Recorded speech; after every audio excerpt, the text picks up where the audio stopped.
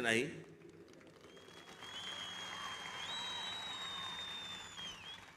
आत्ता म्हटलं माझ्या मनात विचार नाहीये, पण जर उद्या जर समजा मी काही केलं, पाऊल उचललं, तर स्वतःचा राजकीय पक्ष काढीन, पण कोणाच्या हाताखाली काम करणार नाही.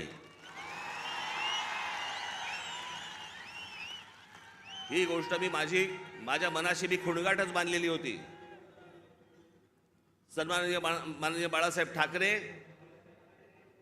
यांच्याशिवाय मी कोणाच्याही हाताखाली काम करणार नाही.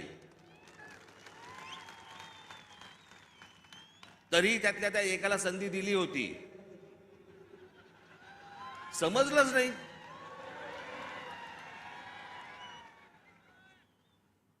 जाऊन दे, पण तो झाला भूतकाळ.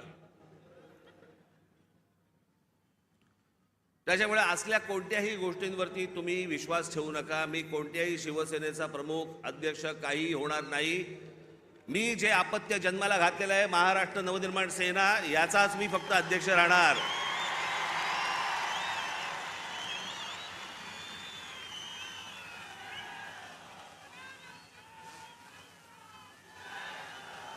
तुमच्या सगळ्यांच्या विश्वासावरती हा जो पक्ष आजपर्यंत उभा केलेला आहे, त्याला 18 वर्ष झाली आहेत. ही असली गोष्ट माझ्या मनाला शिवत देखील नाही. पण काय नाही, मी आपला हसत होतो. काय त्यांचं काही करू शकत नाही आपण. आज मला असे वाटते, वेगवेगळ्या बातम्या, वेगवेगळ्या गोष्टी येत होत्या. मी खरं तर काही गोष्टी लिहून आणल्या होत्या तेव्हा.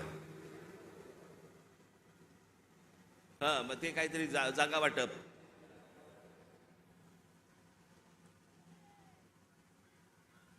जागा वाटपाबद्दल चर्चा झाली. पण मी तुम्हाला खरं सांगू ना, मी शेवटचा जागा वाटपाच्या चर्चेला जो बसलो होतो 1995 साली, त्याच्यानंतर मी आजपर्यंत जागा वाटपाच्या चर्चेला मी कधी बसलो नाही. त्याच्यामुळे माझं टेम्परामेंटच नाही. 2 तू घे, 4 मला दे, मग ही नको, ती तू घे, तू ही घे, मग मला इथे सरकव, मग ह्याला इथे. मला ते जमत नाही, माझ्याकडनं होणार नाही, माझ्याकडनं जमणार नाही.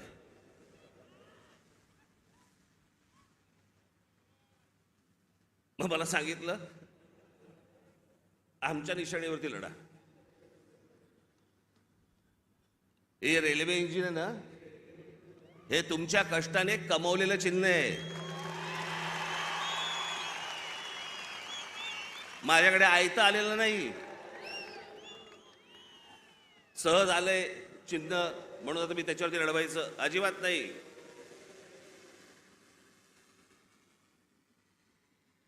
चिन्हावरती कॉम्प्रोमाइज होणार नाही.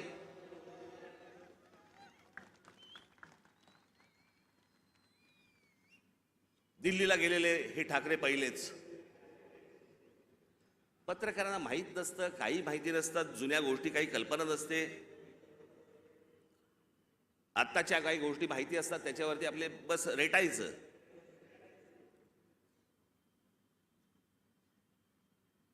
...1980 साली, मी तुम्हाला मुद्दामून सांगतो, 1980 साली माननीय बाळासाहेब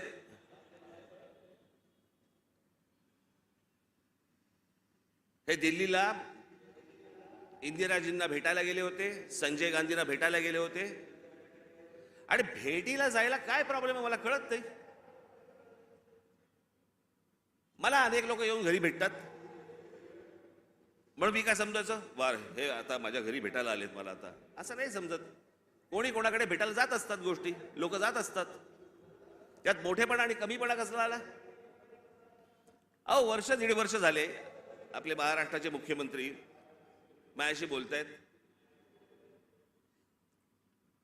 आपण एकत्र आलं पाहिजे, आपण एकत्र काहीतरी केलं पाहिजे. म्हटलं शी,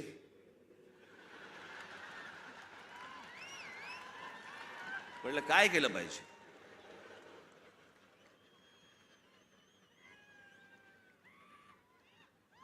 असं वर्ष 1.5 वर्ष ऐकतोय. मग मी शेवटी एक काम केलं. मी म्हटलं बाबा मला समजेना.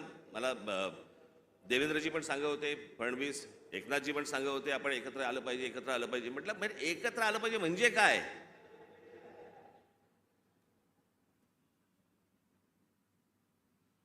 आणि मग त्याच्यात हे सगळे विषय निघाले. मग मी अमित शहांना फोन केला, म्हटलं मला जरा भेटायचं तुम्हाला, हे काय मला चाललंय मला समजत नाहीये, एकदा आपल्याशी बोलून मला